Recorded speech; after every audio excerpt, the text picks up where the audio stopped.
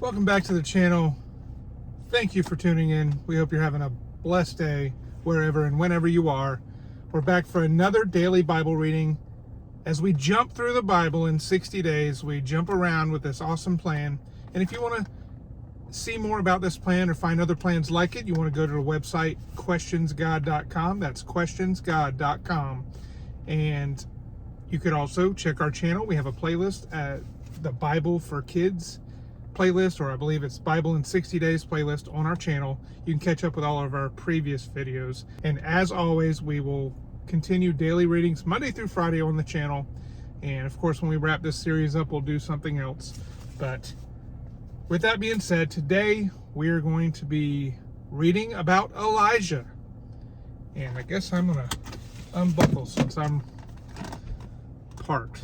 But we're going to be reading Elijah.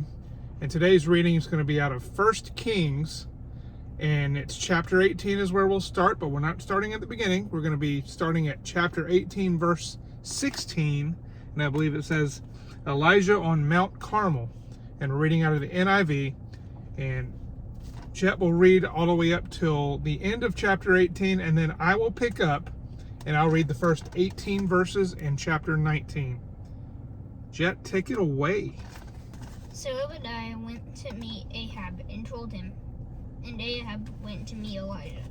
When he saw Elijah, he said to him, "Is that you, you troubler of Israel?" "I have not made trouble for Israel," Elijah replied, "but you and your father's family have. You have abandoned the Lord's commands and have followed Baal's. Now, summon the people from all over Israel to meet me on Mount Carmel, and bring the 450 prophets of Baal and the 400 prophets of Asherah who eat at Jezebel's table." So Ahab sent word throughout all Israel and assembled the prophets on Mount Carmel. Elijah went before the people and said, "How long will you waver between two opinions? If the Lord is God, follow him, but if Baal is God, follow him." But the people said nothing. Then Elijah said to them, "I am the only one of the Lord's prophets left. Baal has 450 prophets. Get 2 bulls for us. Let Baal's prophets choose one for themselves, and let them cut it into pieces and put it on the wood, but not set fire to it. I will prepare the other bull and put it on wood, but not set fire to it. Then you call on the name of your God, and I will call on the name of the Lord, the God who answers by fire. He is God."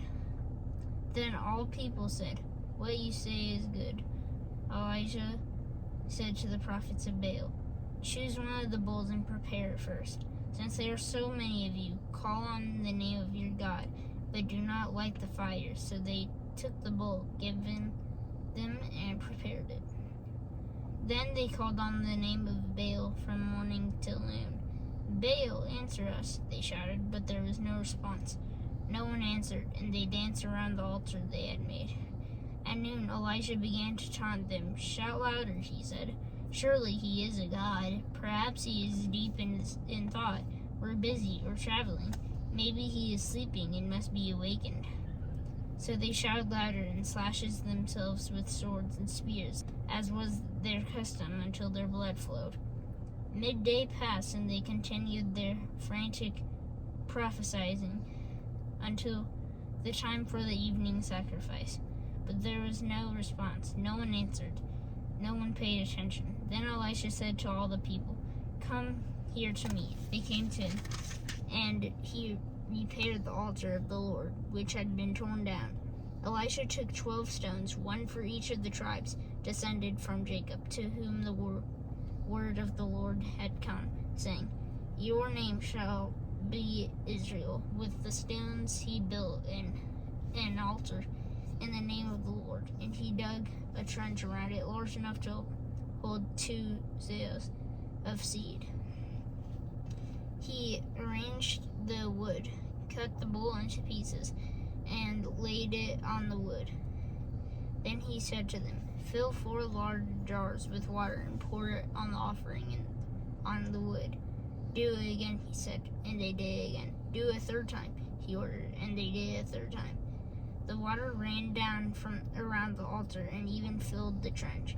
At the time of sacrifice, the prophet Elijah stepped forward and prayed, "Lord, the God of Abraham, Isaac, and Israel, let it be known today that you are God in Israel, and I am your servant, and have done all these things at your command. Answer me, Lord, answer me, so these people will know that you, Lord, are God, and that you are turning their hearts back again."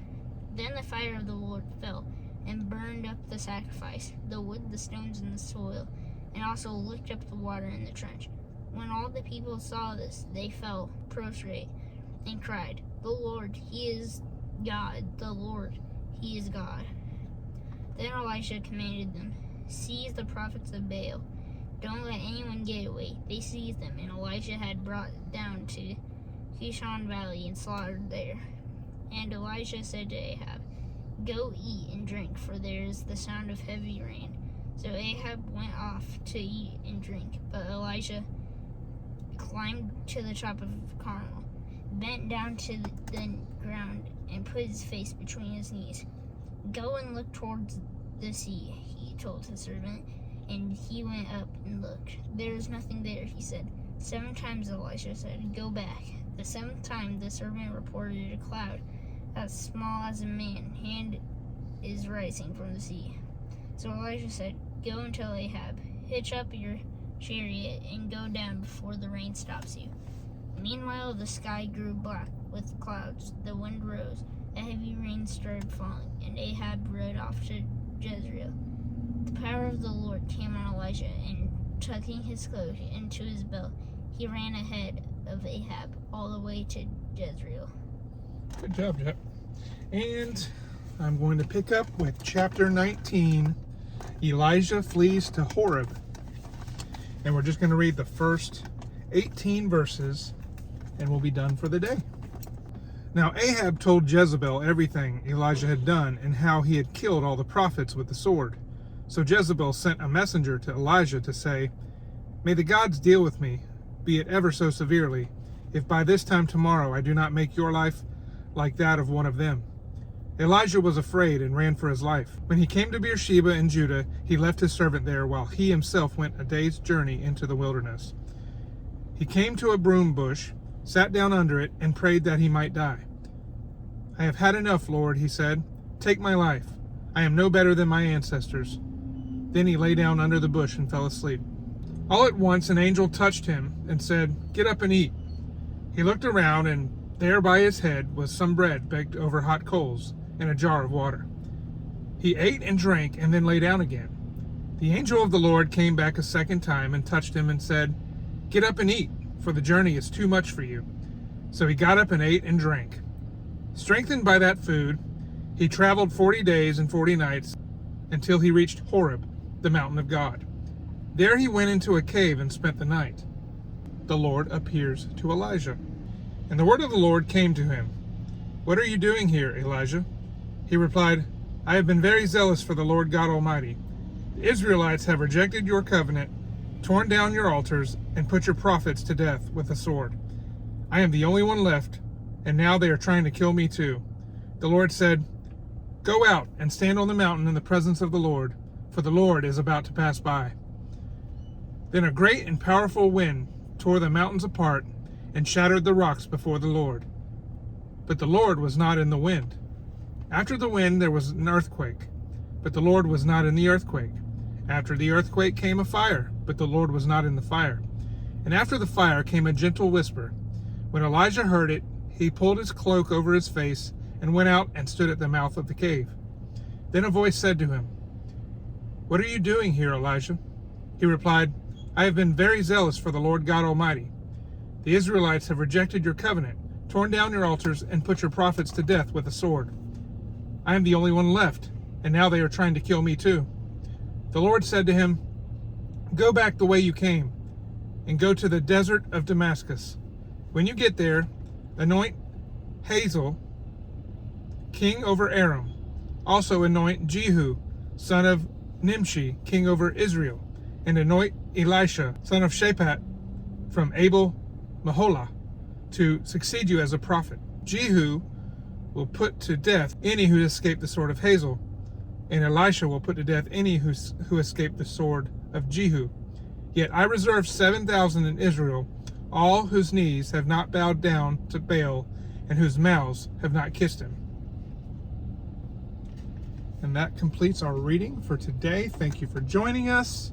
We'll be back with another family video tomorrow. Join us. We try to put out content 7 days a week. We do our Bible readings Monday through Friday, and we do some miscellaneous videos on the weekends.